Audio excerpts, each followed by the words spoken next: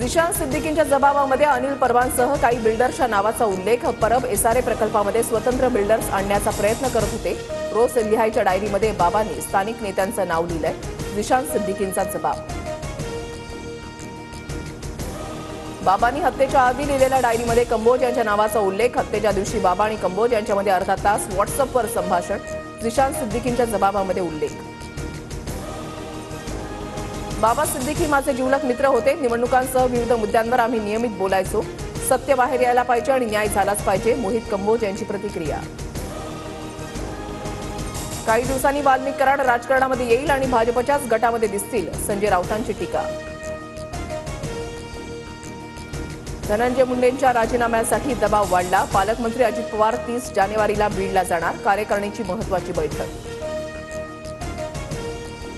अंजली दमानी यांनी दिलेल्या पुराव्यांमध्ये तथ्य आढळल्यास दादा मुंडेंचा राजीनामा घेतील, संदीप क्षीरसागर यांची प्रतिक्रिया।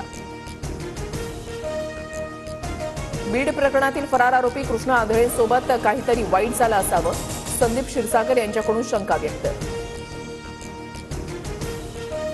हार्वेस्टर मालकांचे पैसे परत द्या, अन्यथा बार्शीमधील जमीन ताब्यात घेणार। जनशक्ती शेतकरी संघटनेचे अध्यक्ष अतुल खुपसे यांचा इशारा। बार्शीमध्ये कराडकडून ज्योती जाधवच्या नावावर जमीन खरेदी।